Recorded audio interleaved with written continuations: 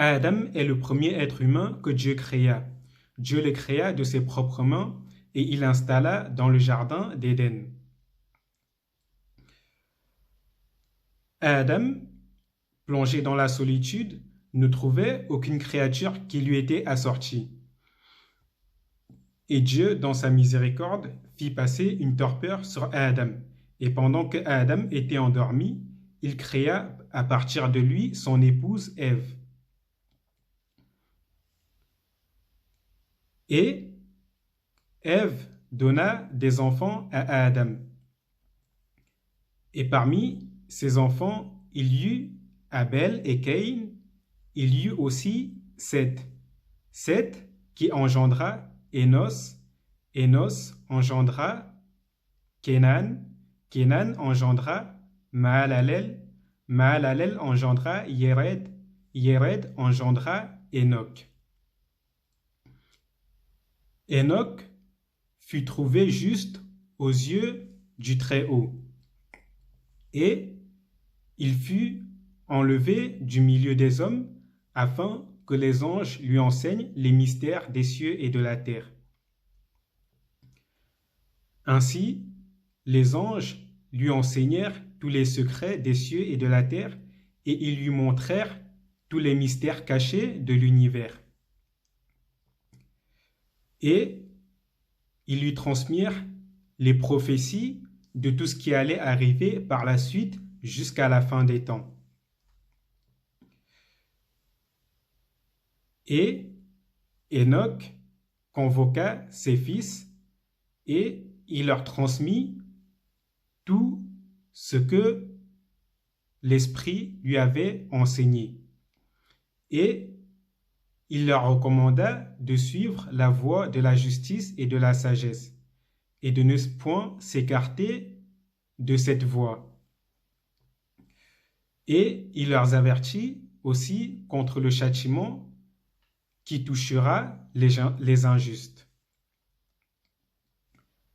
Après cela, Enoch se retira de ses fils, et son fils Mathusalem eut un fils du nom de Lamech, et il donna à ce fils une épouse. Et après avoir cohabité avec son épouse, la femme de Lamech eut un enfant. La peau de cet enfant était blanche comme de la neige, et elle était rouge comme la rose. Et ses cheveux étaient blancs comme de la laine. Et à peine l'enfant sortit du ventre de sa mère, et à peine dans les mains de la sage-femme, il commença déjà à louer le Très-Haut. Et Lamech fut effrayé par ce prodige.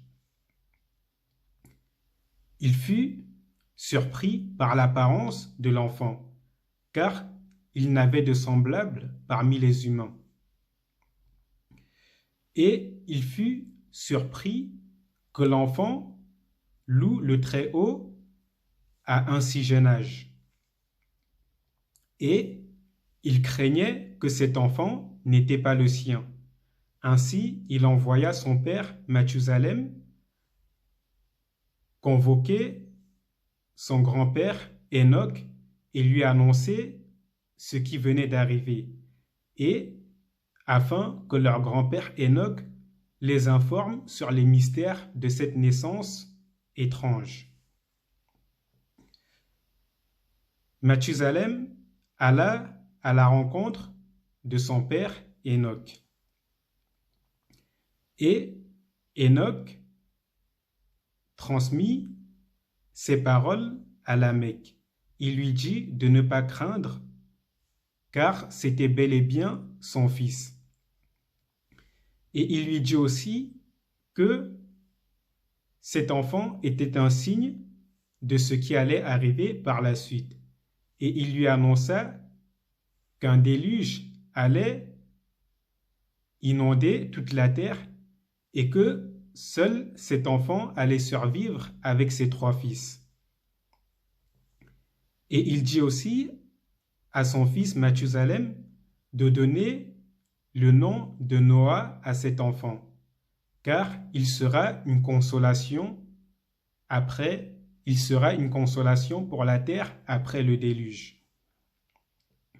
Ainsi, Mathusalem alla et annonça la nouvelle à son fils Lamech, et il donna le nom de Noah à son petit-fils. Noah, qui est aussi nommé Noué ou Nuh dans la langue arabe. Ainsi, Noé grandit et il fut trouvé bon et juste aux yeux de l'Éternel. Et l'Éternel l'envoya vers son peuple afin de les avertir contre l'iniquité dans laquelle ils vivaient. Et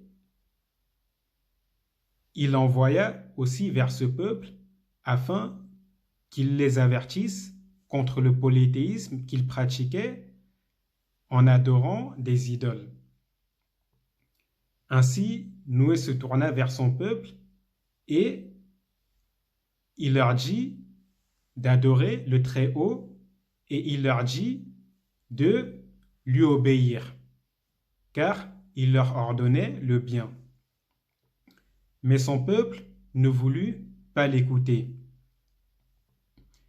Et cela ne le découragea pas. Il continua de les avertir.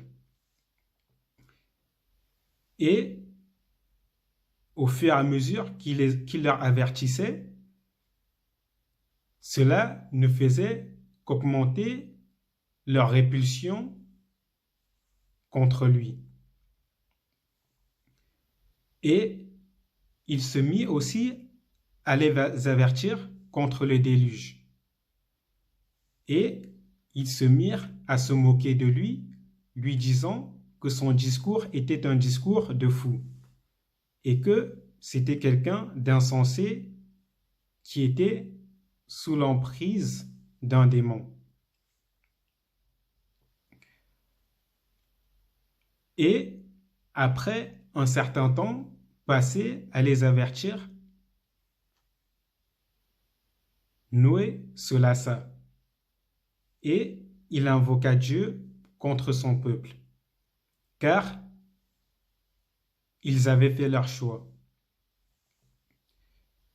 Et Dieu commanda à Noé de construire l'arche et de faire monter dans l'arche ses 3 fils ainsi que leurs femmes.